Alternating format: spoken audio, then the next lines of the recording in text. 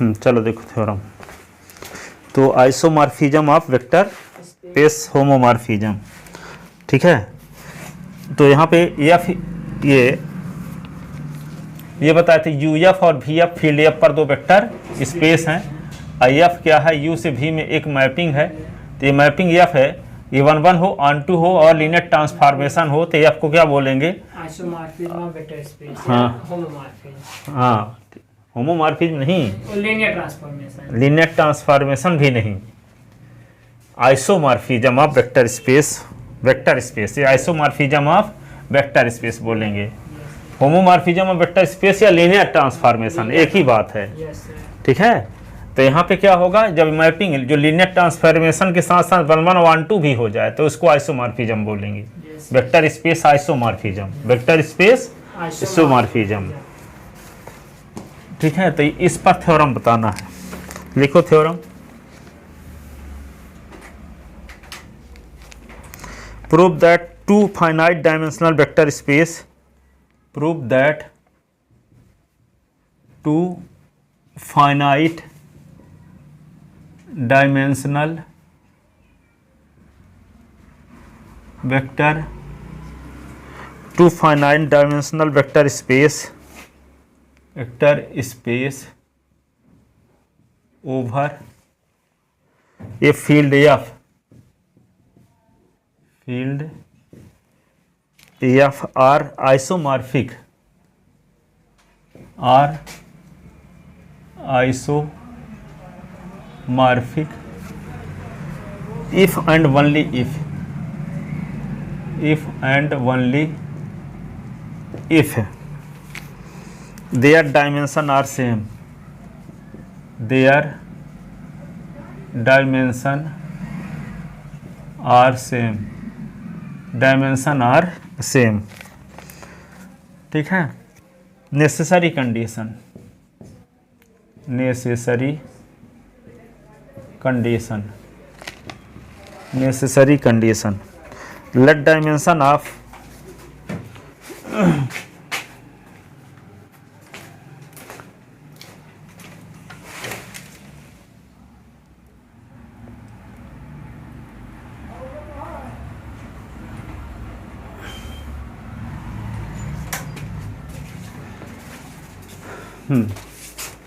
prove that finite dimensional vector space over a field F are isomorphic if and only if dimension are same, ठीक है। तो dimension same है तो isomorphic दिखाएंगे, isomorphic लेकर चलें तो डायमेंशन सेम दिखाएंगे।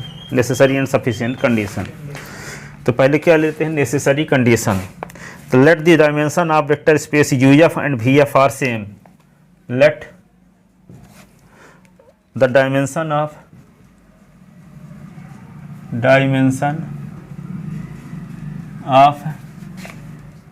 Vector space U F and V F are same, U F and V F are same. तो क्या प्रूव करना है, that is dimension of u is equal to dimension of v is equal to n, दोनों की same मान लिए। Then we have to show that, then we have to prove that, we have to prove that u isomorphic to v, u isomorphic to v। तो जब दोनों की dimension same है तो दोनों के वेक्टर स्पेस के बेसिस में एलिमेंट की संख्या समान होगी, ठीक है।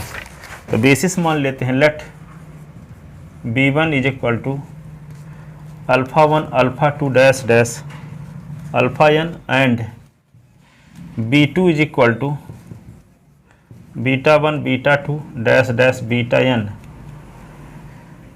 n are basis of u and v, are basis of u and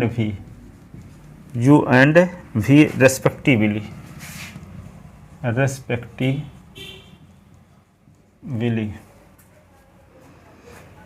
we defined a map, we defined a map F from U to V as follows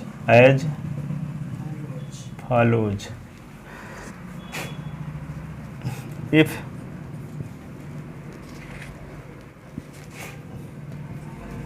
alpha belong in U is defined in term of basis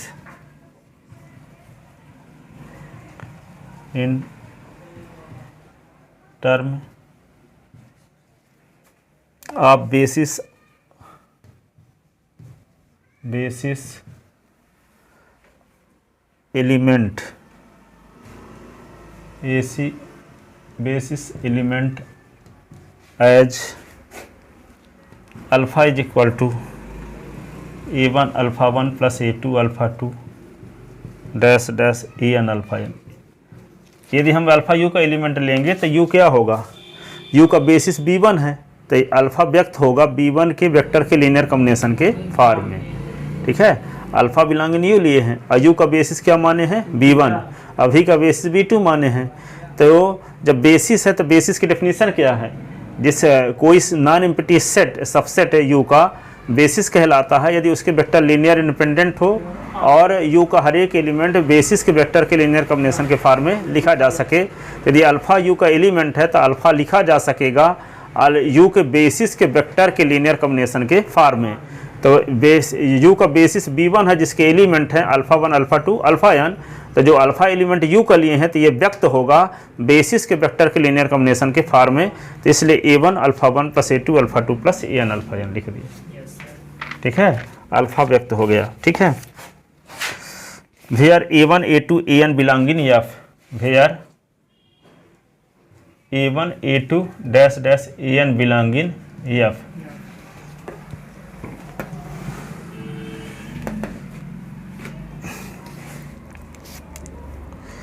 then अब हम F लगाते हैं alpha में तो आता है a1 beta 1 a2 beta 2 plus dash dash an beta n, जबकि beta 1 beta 2 beta n है क्या, भी के बेसिस के वेक्टर हैं, भी के बेसिस के वेक्टर हैं।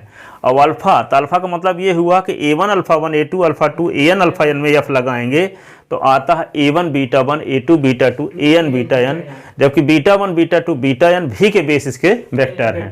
इस प्रकार से मैपिंग f डिफाइंड किए हैं।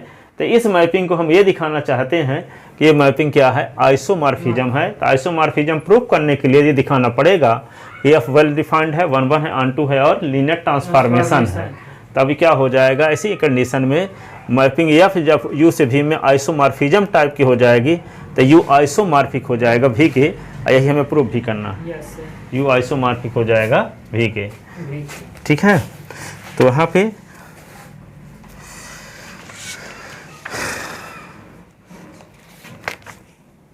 then we have to show that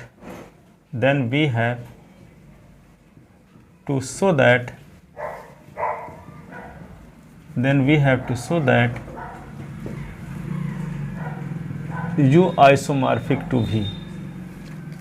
For this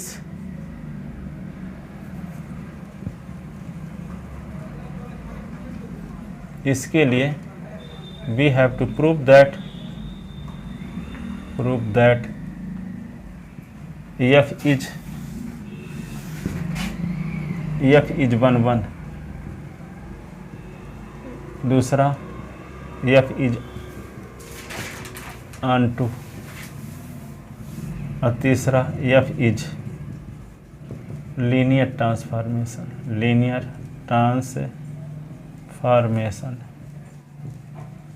ठीक है, F is 1 1, F is on 2, F is linear transformation. ठीक है, तो 1 1 दिखाने क्या तरीका है, इमेज बराबर लिखे F alpha is equal to F beta लेकर चलो तो दिखा दो अल्फा बराबर बीटा। ठीक है,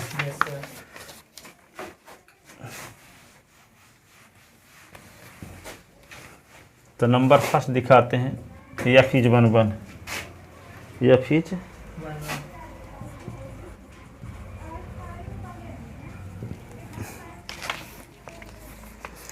तो late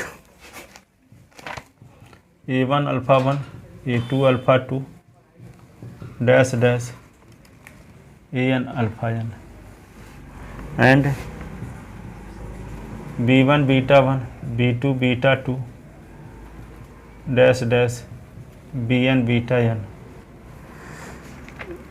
are two arbitrary element of are two arbitrary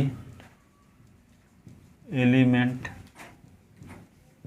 of vector space UF,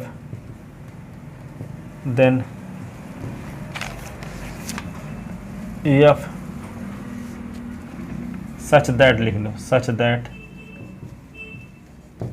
F A1 alpha 1 A2 alpha 2 dash dash AN alpha n।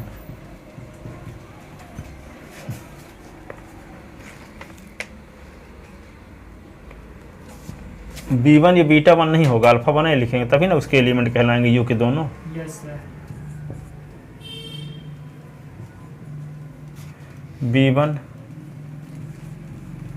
B1 alpha 1 B2 alpha 2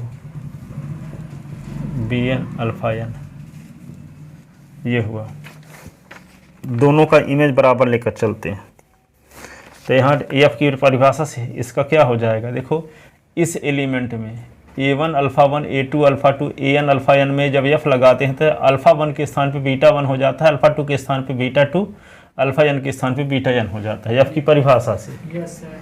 तो यहाँ क्या हो जाएगा A1 beta 1 A2 beta 2 dash dash, ये क्या है AN न है। Yes sir.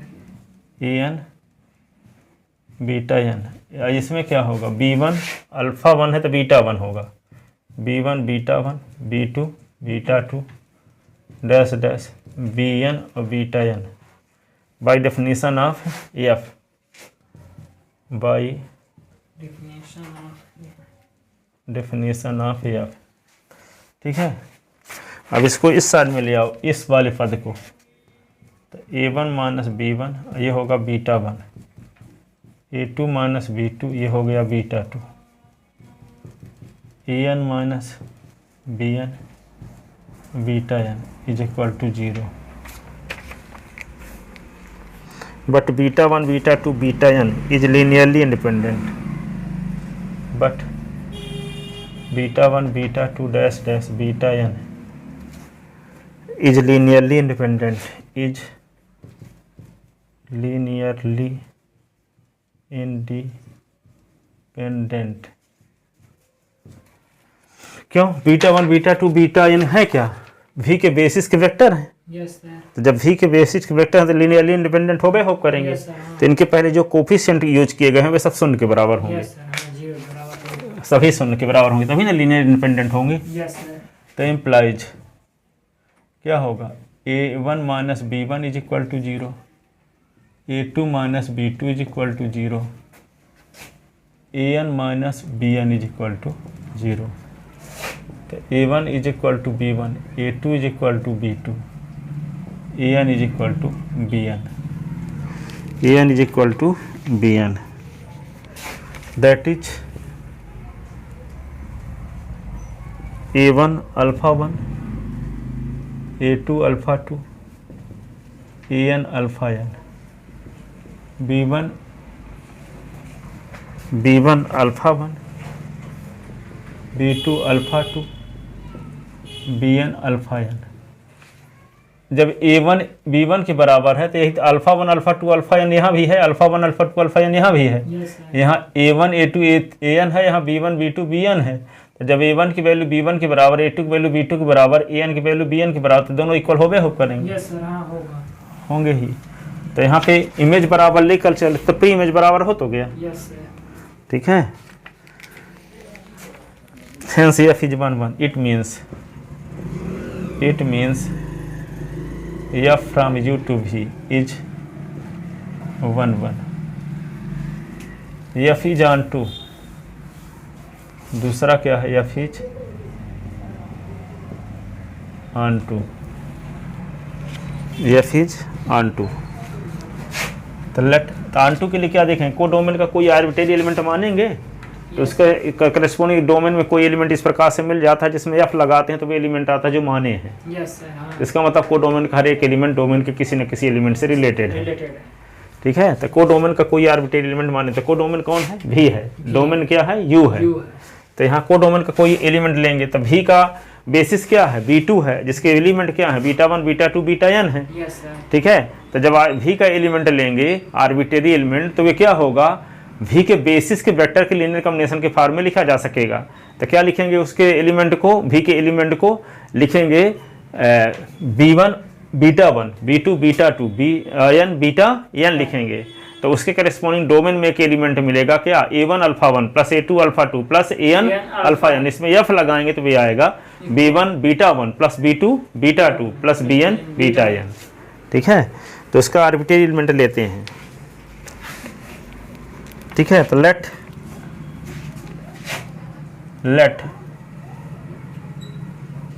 A1 β1 A2 β2 plus dash dash An βn be any arbitrary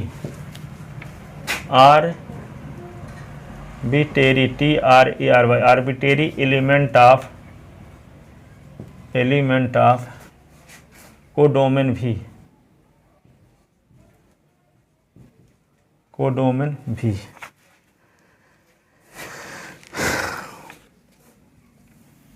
corresponding to this element, corresponding to this element there exist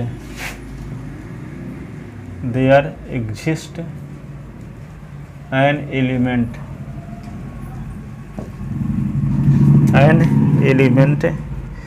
A1 α1 A2 α2 dash dash An αn belong in U such that F A1 α1 A2 α2 plus dash dash An αn is equal to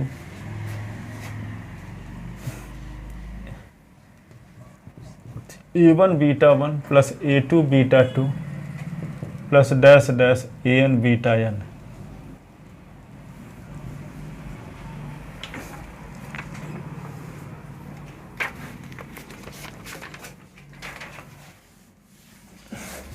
It means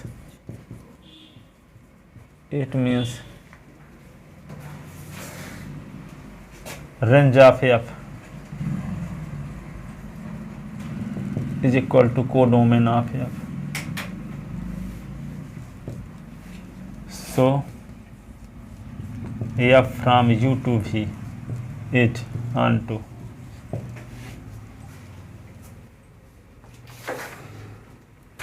अब क्या दिखाएंगे, F is linear transformation.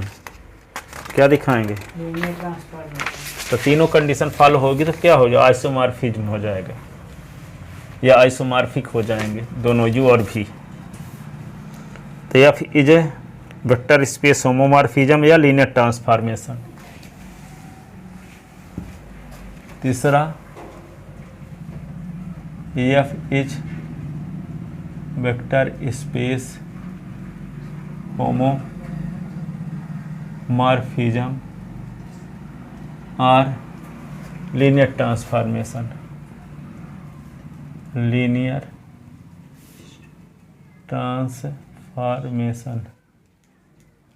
Transformation for a b belonging F and for A1 α1 A2 α2 dash dash An αn and B1 α1 B2 α2 Bn αn belong in U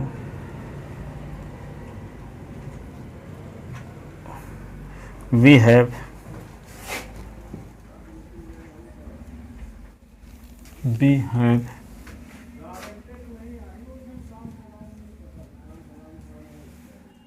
A1 alpha 1 A2 alpha 2 AN alpha n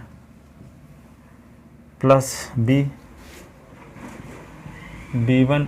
alpha 1 B2 alpha 2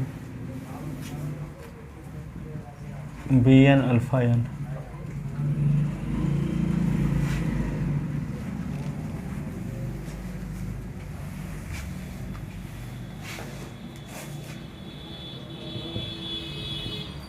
इसको क्या लिख सकते हैं A1 alpha 1 A2 alpha 2 plus dash dash AN alpha n B1 alpha 1 B2 alpha 2 dash dash BN alpha n।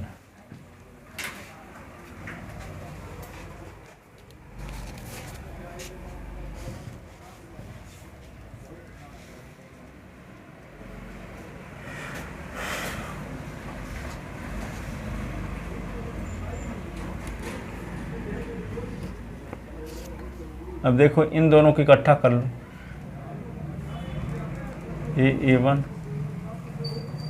B1 ये होगा alpha 1 A2 और B2 alpha 2 AN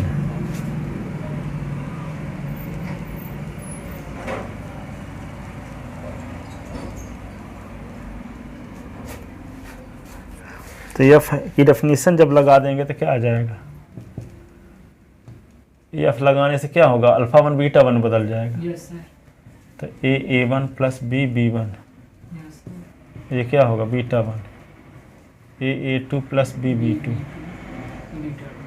beta 2 AN plus BN beta n by definition of F, by definition of F. अब क्या लिख सकते हैं इसको,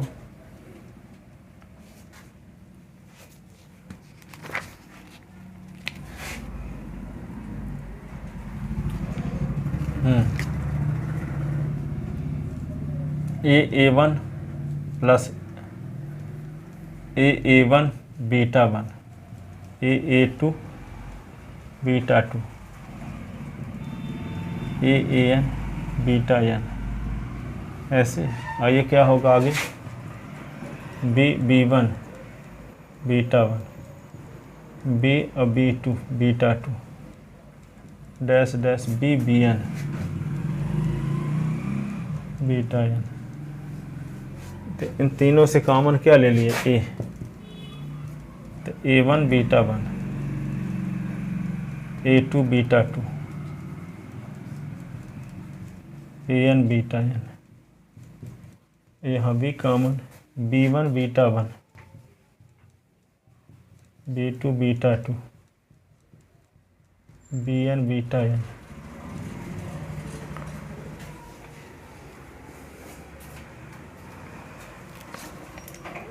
आइए इसको क्या लिख सकते हैं, F A1 alpha 1 plus A2 alpha 2 AN alpha n और B इसको क्या लिख सकते हैं, एफ की परिभाषा तो B1 alpha 1 B2 alpha 2 BN alpha n, क्योंकि एफ इसमें लगाएं तो यही आएगा, इसमें एफ लगाएं तो ये आएगा। Yes sir.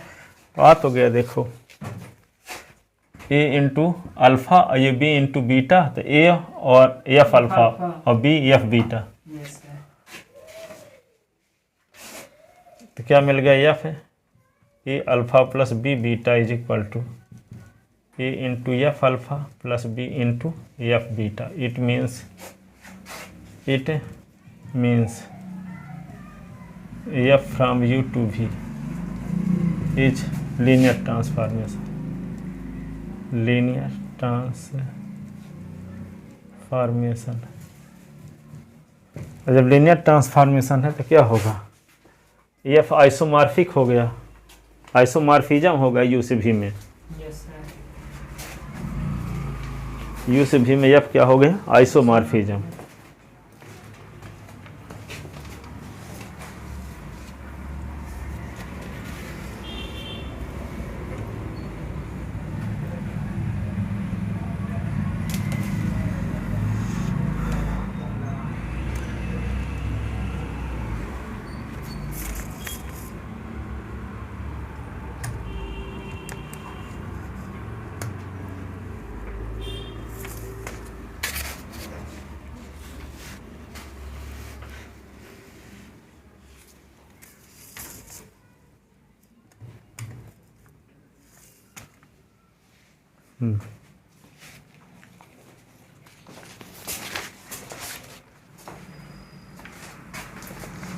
देखो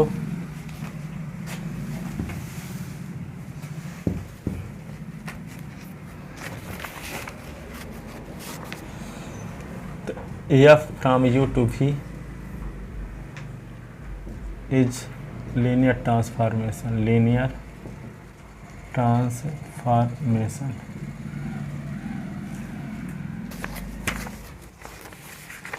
hence condition is necessary. Hence तो इसका मतलब क्या हुआ, u और v आइसोमॉर्फिक हो गए। Sufficient condition, sufficient condition uf isomorphic to vf। तो let f use v isomorphism, we have to show that। तो let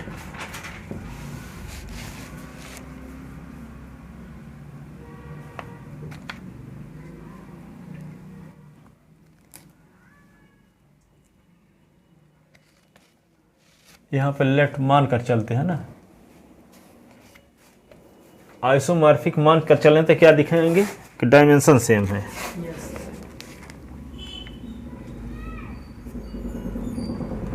Then we have to show that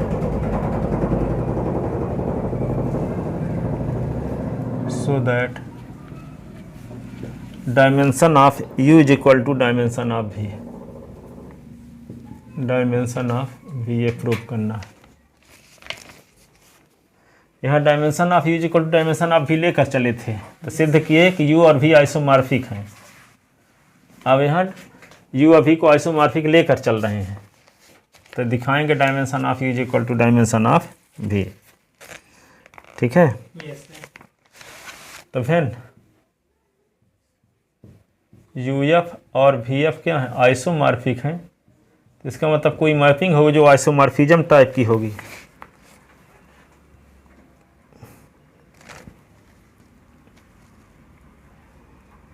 तो लेट एफ यू से भी is isomorphism mapping, isomorphism.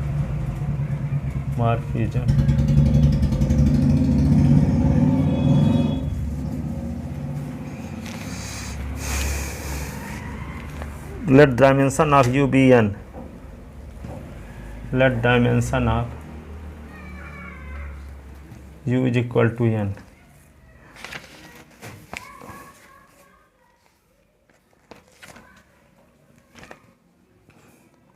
and s is equal to alpha 1 alpha 2 dash dash alpha n, be a basis of e, be a basis of u, since f है, since f from u से भी is a mapping,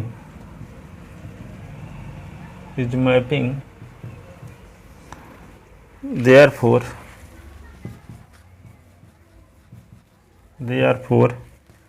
s is equal to f alpha 1, f alpha 2, f alpha 3 dash dash f alpha n is a basis subset of v, is a subset of भी। Alpha 1 alpha 2 alpha n क्या है, subset है u का, तो उसमें f लगा देंगे तो सबसेट हो जाएगा v का।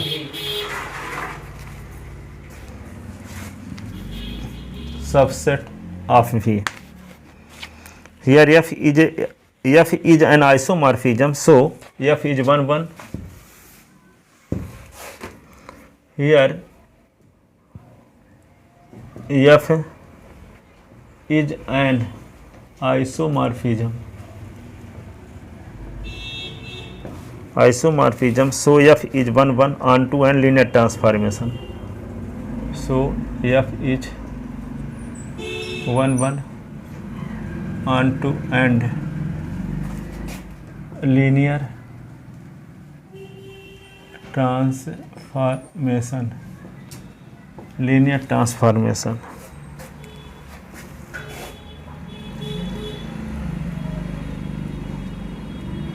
so all element of S1 are different.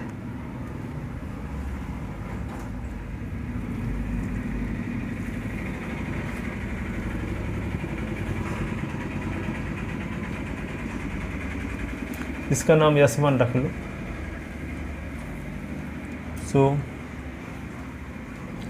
All element of S1 is different.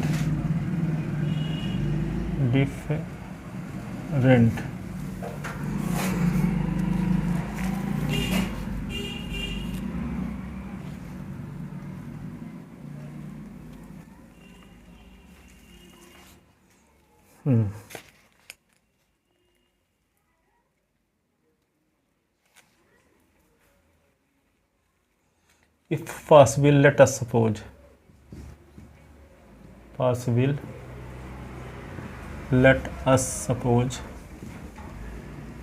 यदि संभव हो तो मान लिया F alpha i is equal to F alpha जे।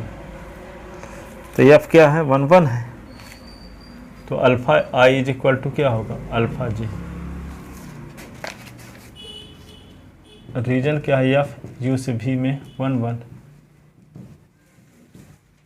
इसलिए इमेज बराबर होने पर प्री इमेज बराबर होगा। तो alpha is equal to alpha j impossible,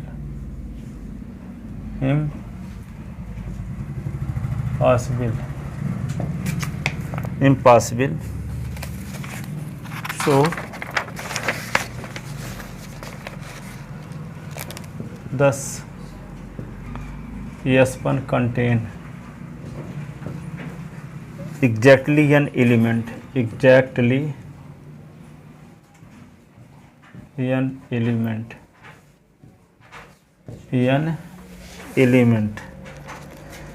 be built so that S1 is basis of V. Be built so that S1 is a basis of V,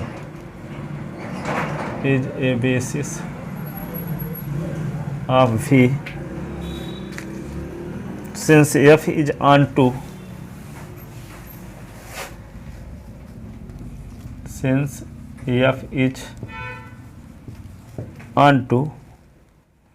V, so for every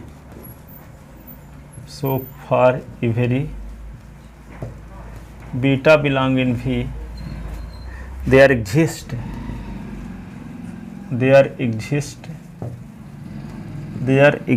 alpha belong in U such that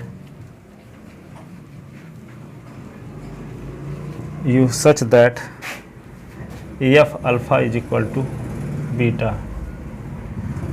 So let alpha is equal to A1 alpha 1 A2 alpha 2 plus dash dash an alpha n, then F alpha is equal to beta is equal to F A1 alpha 1 A2 alpha 2 plus dash dash an alpha n। तो F linear transformation है, तो A1 बाहर तो F alpha 1, A2 बाहर तो F alpha 2, और AN बाहर तो एफ अल्फा n। तो इसको क्या लिख सकते हैं, belong in linear span of S1। तो linear span of S1 is equal to V। linear span of S1 is equal to V. Now let for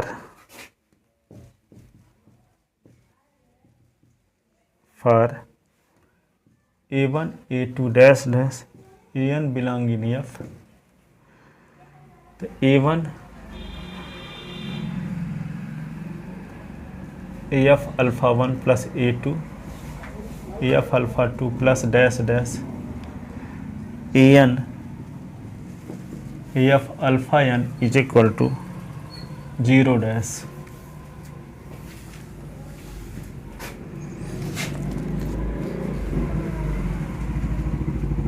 basis proof करने के लिए दो ही चीज़ें दिखाना पड़ता है। V का हर एक एलिमेंट S1 के वेक्टर के लीनियर कॉम्बिनेशन के फॉर्म में लिखा जा सकता है और S1 के वेक्टर लीनियर इंडिपेंडेंट हैं। अब हम दिखाना चाहते हैं कि S1 के वेक्टर लीनियर इंडिपेंडेंट हैं, तो S1 में जितने एलिमेंट हैं उतने स्केलर लिए और उनके गुणनफल का योगफल शून्य कर दिए, तो V का आइडेंटिटी एलिमेंट 0 डैश है। तब यदि ये दिखा देंगे A1 भी शून्य है, A2 भी शून्य है, AN भी शून्य है, तो क्या होगा, S1 के वेक्टर लीनियर इंडिपेंडेंट भी हो जाएंगे, तो बेसिस भी हो जाएगा, S1 बेसिस हो जाएगा V का। ठीक है, तो यही दिखाना चाहते हैं। A1 is equal to 0 dash लिख लो। तो एफ लीनियर ट्रांसफॉर्मेशन होने की वजह से इसको ऐसे भी लिख सकते हैं, A1 alpha 1 A2 alpha 2 dash dash AN alpha n is equal to 0 dash. और 0 डैश को क्या लिख सकते हो, एक थ्योरम प्रूफ किए हैं पीछे, AF0 is equal to 0 dash.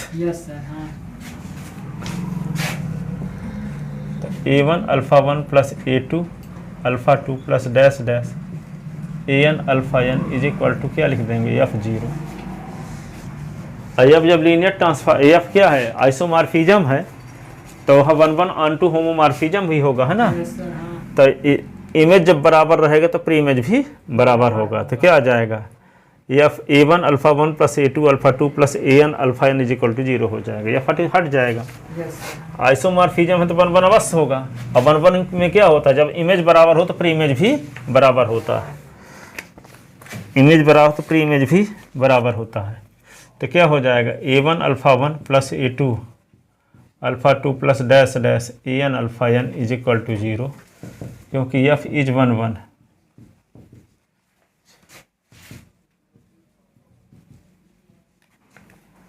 F is 1:1। So A1 alpha 1 A2 alpha 2 plus dash dash AN alpha n is equal to 0। तो A1 is equal to 0, A2 is equal to 0 dash dash AN is equal to 0। Thus S1 is linearly independent. तो S1 के vector के पहले जिन scalar उपयोग किए थे सभी scalar का मान शून्य हो गया। दस S1 is linearly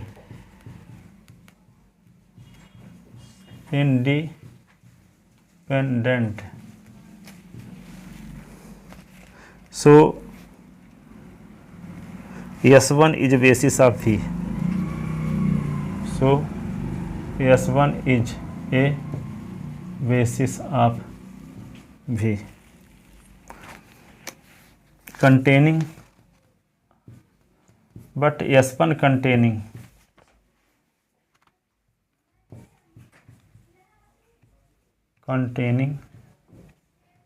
n element, hence dimension of V is equal to n,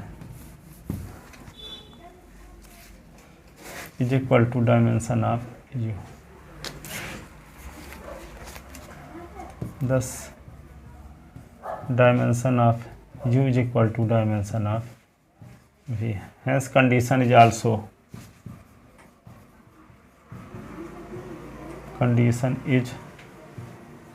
also sufficient. Hence condition is also sufficient.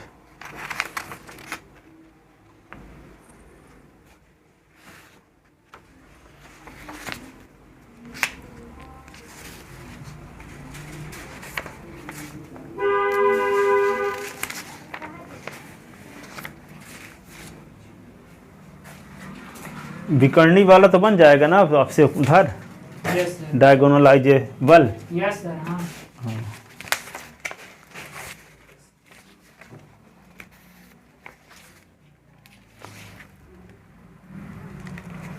Diagonalisable.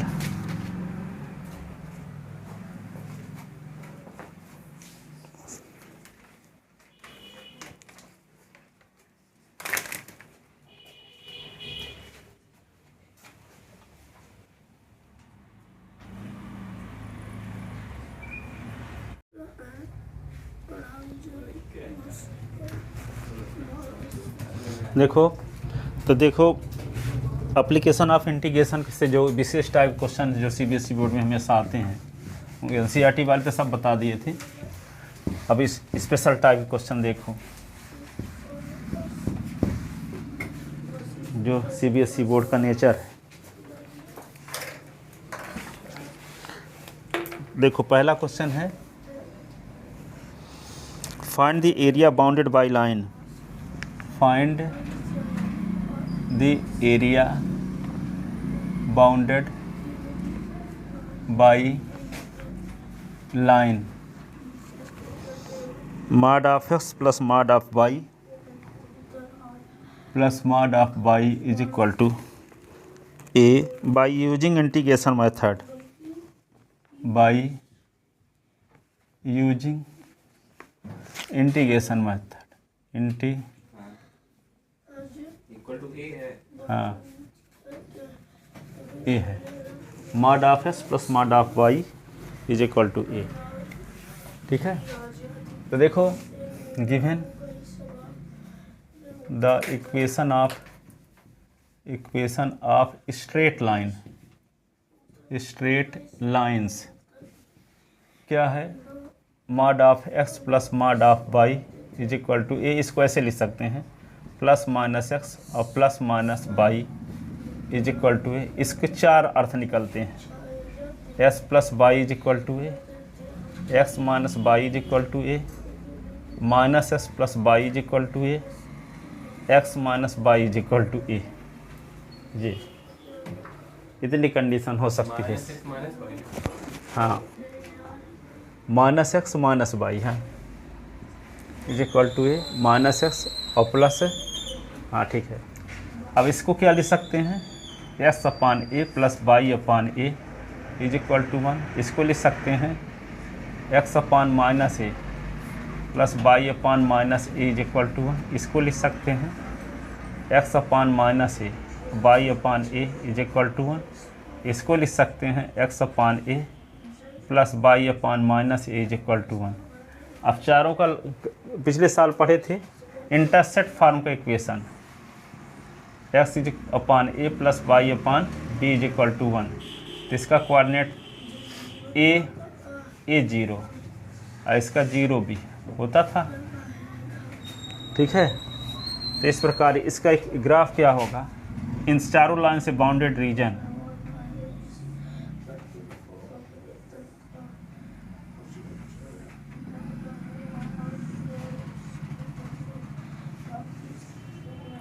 ये क्या होगा, ये x plus y is equal to a है। ठीक है, ये ओरिजिन पॉइंट होगा और यहाँ कोऑर्डिनेट होगा a0। ये मान लो a है, a b c और ये d। तो ये रीजन निकाल के 4 का मल्टीप्लाई कर दो, पूरा रेडियन निकालना। तो ये एरिया निकाल करके पूरे का मल्टीप्लाई कर देंगे तो क्या आ जाएगा, पूरे चारों लाइन से बाउंडेड रीजन आ जाएगा। तो इसका एरिया निकालने का तरीका क्या है, 0 से a बाई डी एस, यहाँ से बाई की वैल्यू एस के फॉर्म में निकालो, a माइनस एक्स। ठीक है, सो रिक्वायर्ड एरिया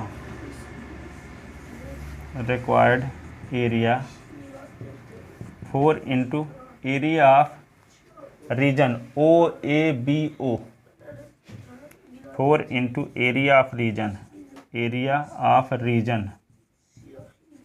OABO, तो 4 इंटू 0 से A बाई ADX। बाई की वैल्यू क्या रख दोगे यहाँ A माइनस एक्स,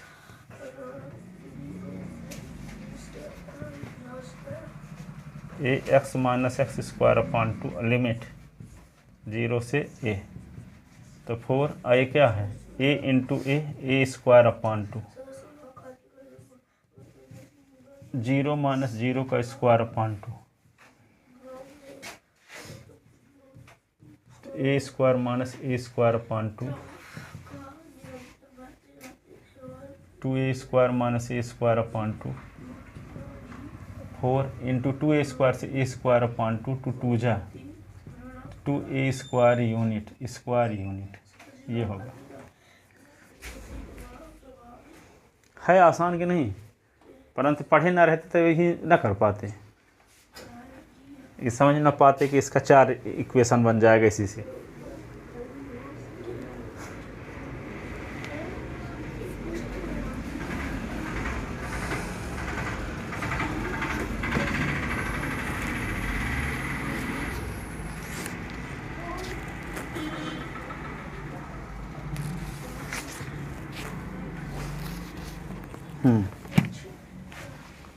तो ये कई साल आ चुका है CBSE बोर्ड में।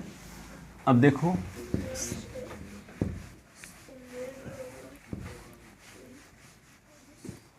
अगला क्वेश्चन है जो कि हमेशा आता है, find the area bounded by, find the area bounded bye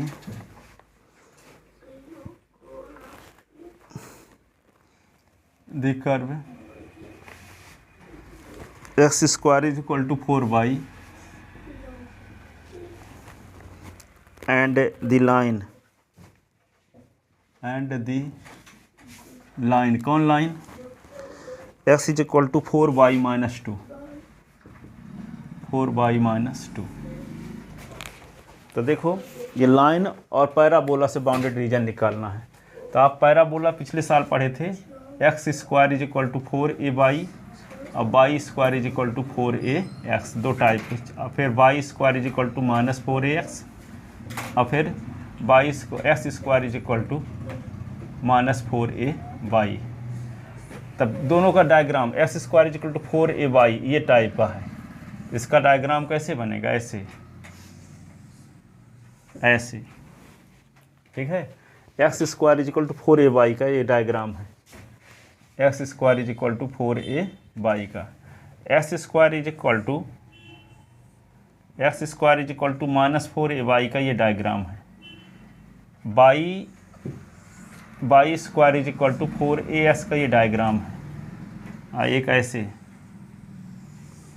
ये क्या है, y square is equal to minus 4as का ये डायग्राम है, ठीक है। तो आपको कौन सा डायग्राम चाहिए, x square is equal to 4ay यानी ये वाले का। तो इसका डायग्राम कैसे बनेगा, देखो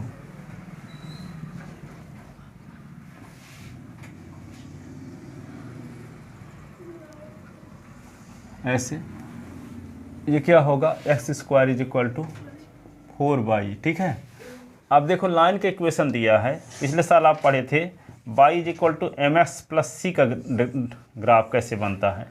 तो ऐसे बनता है, ओरिजिन पॉइंट से पास होती है तो लाइन तो ऐसे होगा y is equal to mx, लेकिन y is equal to mx plus c है तो ये ऐसे बना था, पिछले साल फार्मूला प्रूव किए थे, y is equal to mx plus c. ये ओरिजिन पॉइंट y एक्सिस को जहाँ पे काटती है तो यहाँ से यहाँ तक की डिस्टेंस, मान लो ये p है तो o से p तक की डिस्टेंस c है, ठीक है। ये जो एंगल बनाती है, एंगल का टेंजेंट स्लोप m है, इस लाइन के equation y is equal to mx plus c होता है, ठीक है।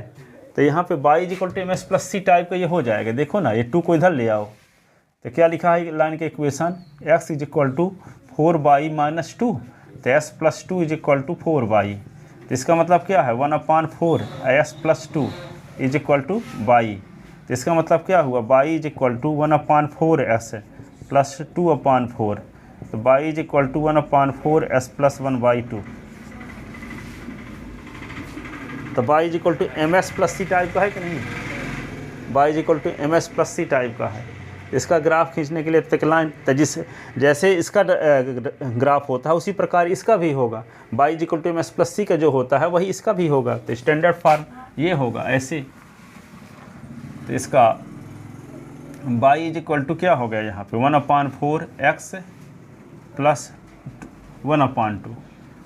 तो ओरिजिन पॉइंट जहाँ पे काटता है तो ये क्या होगा, इससे मतलब नहीं है, पहले आपको ये निकालना पड़ेगा इस पॉइंट का कोऑर्डिनेट और इस पॉइंट का कोऑर्डिनेट निकालना पड़ेगा, ठीक है। यदि आप इस पॉइंट का कोऑर्डिनेट निकालने हैं इसका कोऑर्डिनेट, इससे क्या फ़ायदा होगा, इससे ये फ़ायदा होगा कि यहाँ से हम परपेंडिकुलर खींच देंगे एक्स एक्सिस में और यहाँ से भी परपेंडिकुलर खींच देंगे एक्स एक्सिस में। परपेंडिकुलर खींचने से लिमिट मिल जाएगी। तो लिमिट क्या होगी, मान लो इसका कोऑर्डिनेट है -1 0, ठीक है। तो इसका -1 से यहाँ पे कुछ भी हो जो आएगा, मान लो 2 0 कुछ भी, ठीक है। तो -1 से 2 के बीच में एक स्ट्रेट लाइन है, एक पैराबोला है। तो स्ट्रेट लाइन से बाउंडेड रीजन में से पैराबोला से बाउंडेड रीजन को सपरेट कर देंगे तो रिक्वायर्ड एरिया आ जाएगा। दोनों पैराबोला और स्ट्रेट लाइन से बाउंडेड रीजन आ जाएगा, ठीक है। तो ये एरिया आपको निकालना है, ये वाला। तो ये एरिया निकालने के लिए क्या करना पड़ेगा, ये एरिया निकालने के लिए स्ट्रेट लाइन से बाउंडेड रीजन में से पैराबोला से बाउंडेड रीजन सेपरेट करना पड़ेगा। दोनों की लिमिट क्या है, -1 से 2। -1 से 2 के बीच स्ट्रेट लाइन भी है जिस एरिया को आपको निकालना है, और -1 से 2 तक पैराबोला भी है जिस एरिया को सेपरेट करना है।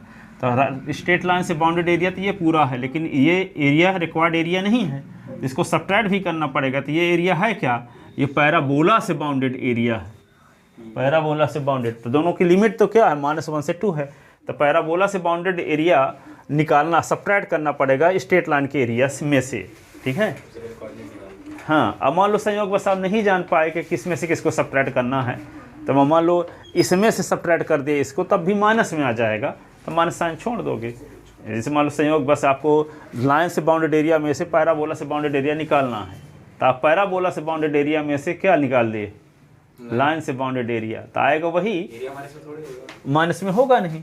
जैसे आपको घटाना चाहिए 20 में से 10 है, तो आप घटा दिए 10 में से 20, तो आंसर तो वही आएगा, माइनस साइन छोड़ दोगे, ठीक है। तो कन्फर्म है, पता है कि लाइन से बाउंडेड एरिया में से पैराबोला से बाउंडेड एरिया को सेपरेट करेंगे तो रिक्वायर्ड एरिया आएगा। तो पहले तो कोऑर्डिनेट निकालना पड़ेगा ना, इसे कोऑर्डिनेट निकालने पड़ेगा। तो इसका क्या होगा कि लाइन के इक्वेशन और पैराबोला के इक्वेशन दोनों का इंटरसेक्शन पॉइंट निकालना है। तो इंटरसेक्शन पॉइंट निकालने का क्या तरीका है, 2 वेरिएबल का इक्वेशन है तो 1 वेरिएबल का इक्वेशन दोनों की मदद से बनाना है, ठीक है, या कि सब्स्टिट्यूशन मेथड से सॉल्व करना है दोनों को। एक से y की वैल्यू निकाल के दूसरे में पुट करेंगे तो क्या आ जाएगा, ये इन पॉइंट का कोऑर्डिनेट आ जाएगा। तो आपका कोऑर्डिनेट निकालेंगे तो लिखो, पहले डायग्राम तो यही बनेगा। अब इंटरसेक्शन पॉइंट कोई ज़रूरी नहीं है कि यही हो, देख लेते हैं चेक करके। गिवन इक्वेशन ऑफ पैराबोला,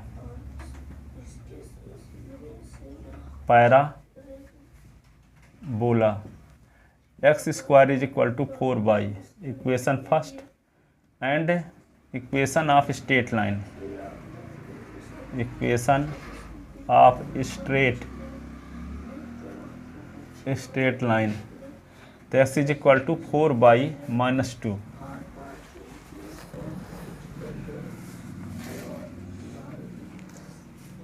अब देखो इक्वेशन सेकंड से फर्स्ट से 4y के स्थान पे x² यहाँ लिखे देते हैं। हमारा मकसद क्या है, 2 वेरिएबल के इक्वेशन को 1 वेरिएबल में बनाना, ठीक है, या कि y की वैल्यू निकाल के यहाँ से यहाँ रख दो। तो फ्रॉम इक्वेशन फर्स्ट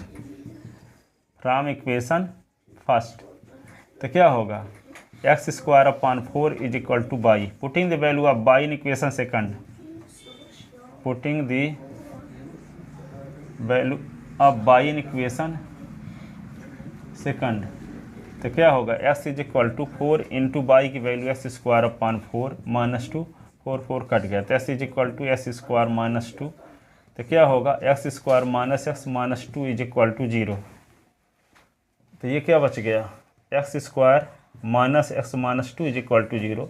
इसको सॉल्व करो तो x square minus 2x plus 1x minus 2 is equal to 0, तो एक्स कॉमन, तो x minus 2 plus 1 common, x minus 2 is equal to 0, s minus 2 फिर से कॉमन, तो s plus 1 is equal to 0। संयोग बस वही पॉइंट आ गया। अब देखो s minus 2 is equal to 0, s plus 1 is equal to 0, तो S is equal to 2, s is equal to minus 1।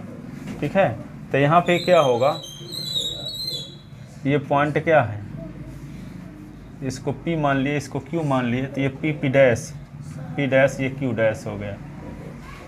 तो यहाँ पे आपको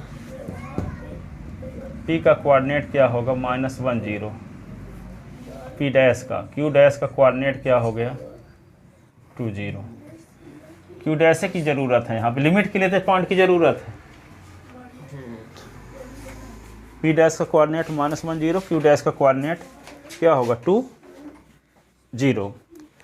ठीक है, सो रिक्वायर्ड एरिया,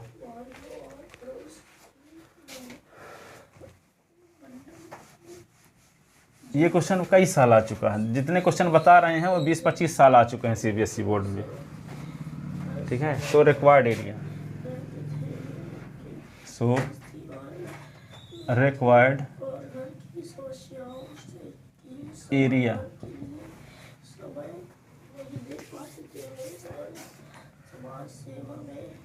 -1 से 2, -1 से 2, value of by from line minus value of by from parabola, value of by from line minus value of from parabola, ये होगा dx। Value of by from line तो क्या है -1 से 2, लाइन से by की वैल्यू है क्या, लाइन से बाई की वैल्यू है x²/4, यही ना, लाइन से, हाँ वो तो पैराबोला का। अच्छा, हाँ, लाइन से बाई की वैल्यू क्या है, वही वाला दिमाग लगा रहे, माइनस हटा दीजिए। लाइन से बाई की वैल्यू निकालोगे तो ये क्या आएगा s+2/4 is equal two by, यही ना। तो यहाँ पे क्या होगा x+2/4, value of by from parabola x²/4।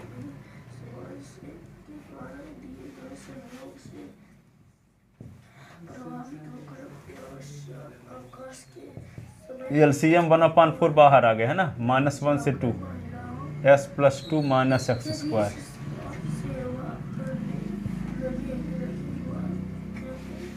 x²/2, 2x minus s⁻² plus 1/2 plus 1,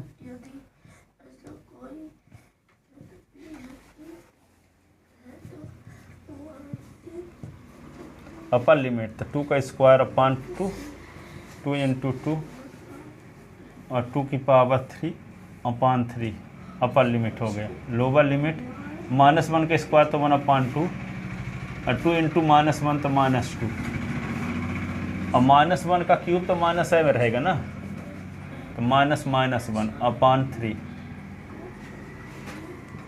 1/4, 2 का स्क्वायर 4/2 तो 2 प्लस 2 4 -8/3, 1/2 से 2 निकलेगा तो क्या बचेगा -3/2, और ये प्लस 1/3, तो 1/4, 4 और 2 क्या होगा 6 -8/3 और प्लस 3/2 -1/3, तो 1/4। LCM क्या होगा 6, 8 दूना 16, 2 तिहाई 3 तिका 9, 3 दूना 6, 36 और 9 क्या होगा 45, 45 से 18 निकाल दो, 45 से 18 27 से होगा तो क्या होगा 27/4 × 6 3 दूना 6 3 नमा 27 तो 9/8 स्क्वायर यूनिट 9/8 स्क्वायर यूनिट।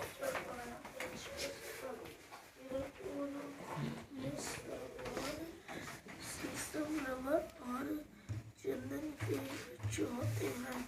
नारियल का पेड़ उनसे बचने की आवश्यकता लिख ले 9/8 स्क्वायर यूनिट।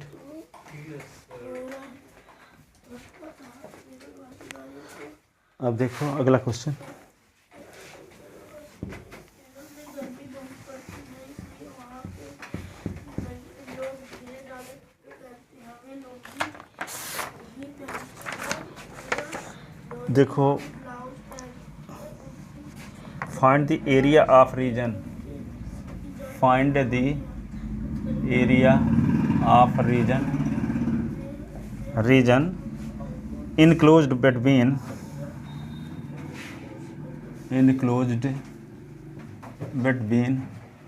फोन आ रहा है।